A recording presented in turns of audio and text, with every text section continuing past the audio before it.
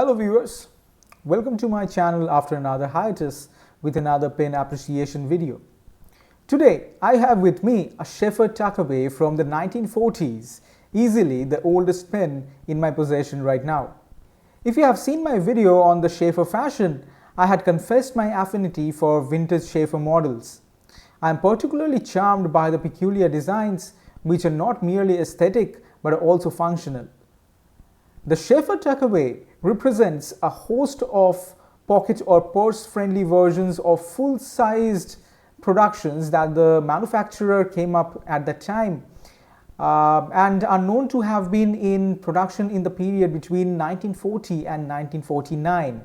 These models are also categorized sometimes in terms of their originating year and the time of the involvement of the United States of America in the Second World War.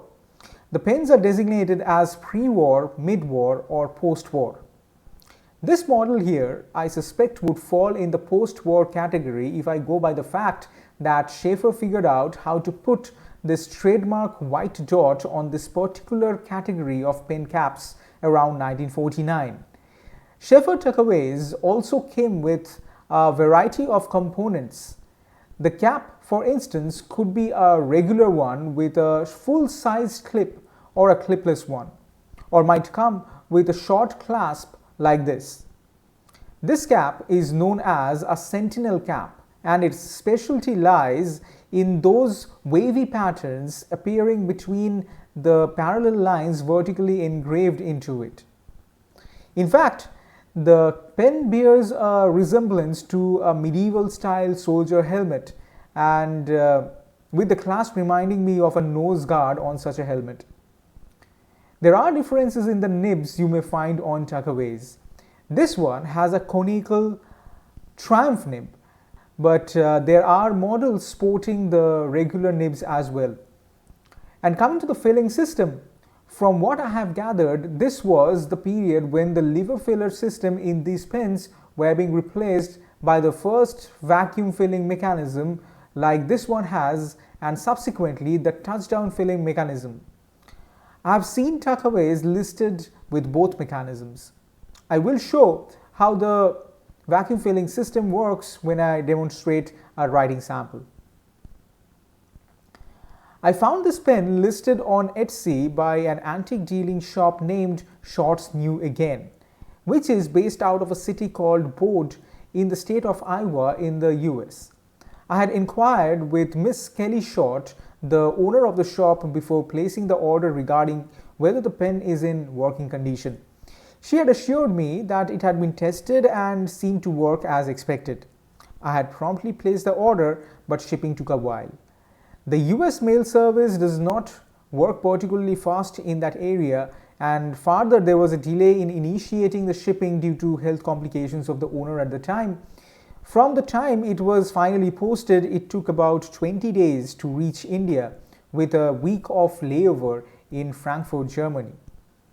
Now, let's have a clear look at the pen. Starting with the cap, it's a screw-on cap. Comes off rather quickly, not even one full turn and it's off. A great quality in a pen meant to be used as an EDC. The Sentinel cap here is made of dual tone alloy material matching the scheme of the Triumph nib. Now what makes this cap a thing of curiosity is the clasp and the placement of the white dot. The Tuckaways originally did not feature any clips attached to their caps. They were initially marketed as a unisex pen, convenient enough to be slipped into pockets and purses. The addition of the clip was a post-war development when women started entering the industrial workforce in greater numbers, opening up their participation in public life and thereby bringing about necessities of increased and more urgent and convenient mobility. Therefore, Sheaffer developed this short clasp so that it could be tucked into a garment rather inconspicuously and with little interference. This development in design also spurred a change in their marketing for the Tuckaway line of pens, looking at women as the primary consumers of these products. The placement of the white dot also has an interesting history behind it. Originally, Sentinel caps did not feature the white dot on the cap, which was a feature of the non-metallic Valiant and Statesman caps. More particularly, this peculiar position of the white dot used to be an exclusive feature of the Valiant cap. This changed in 1949 when Sheaffer figured out the placement of the dot on the metallic clip. The year 1949 is a significant year while talking about this pen. This was also the year when Sheaffer started to switch the vacuum filler refill system for the touchdown filler system. But this was also the year when the Tuckaways bore out of production. I assume therefore that in comparison to many other variants of the Tuckaway, this model may not have a lot many units that were ever produced. If this is true, it would mean that I have a rather rare pen in my hand.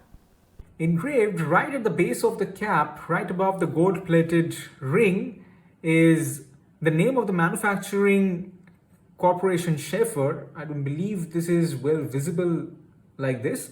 And also the declaration made in USA.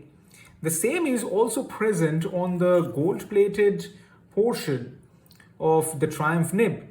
Now there is a distinction in the trademark engravings between the relatively older pens, possibly before 1960s or mid-1960s, and the more modern ones. The older pens have this trademark Sheaffers with an apostrophe and S as compared to just the name Sheaffer on the later pens. Other than this, you also find the 14K mark on the nib, and right below the trademark is the declaration that the design of this nib was registered with the US Patent Office. Tells us how seriously guarded these designs were back in the day.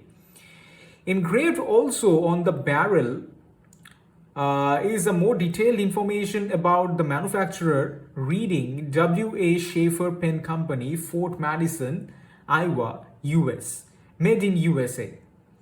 The barrel is made of hard celluloid and seems rather tightly attached to this grip section. The section is densely threaded, but I haven't found the elevations bothersome.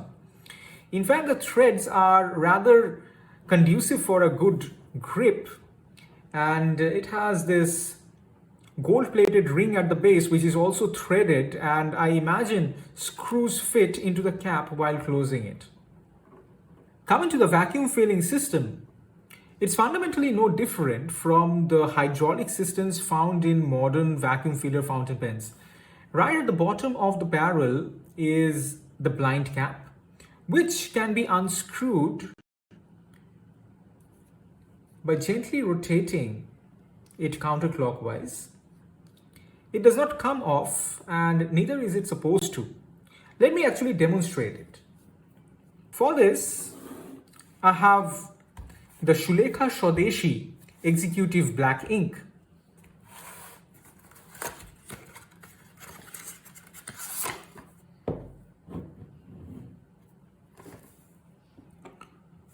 So,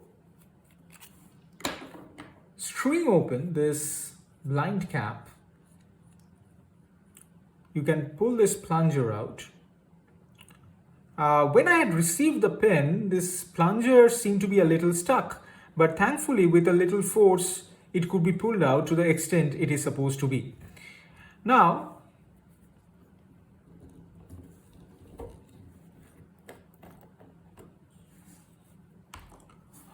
all I need to do is to dip just the nib into the ink and slowly push the plunger back in. I have come across manuals for these pens instructing the pen to be retained in this state for about 5 to 6 seconds before taking it out of the ink and finally screwing shut the blind cap.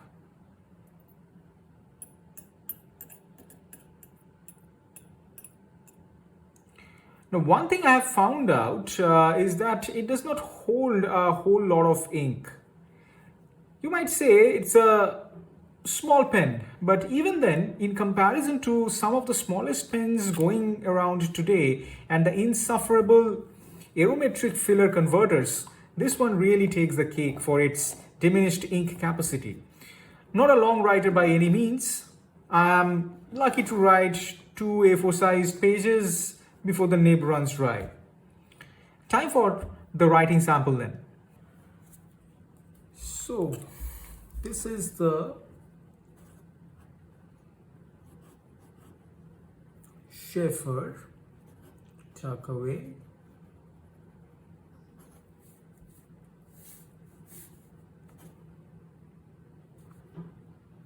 and this has the Sentinel cap,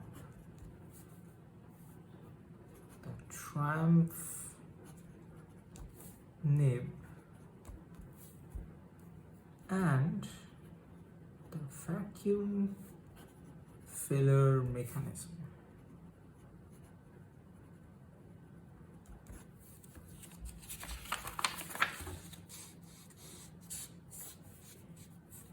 The ink I am using is Sheaffer Swadeshi Executive Black.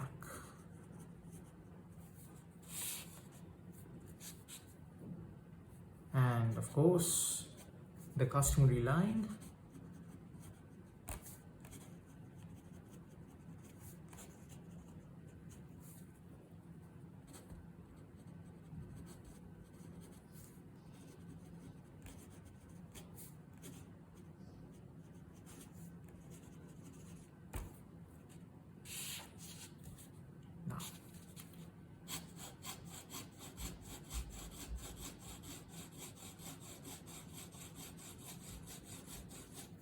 Tests. Quite wet, I would say.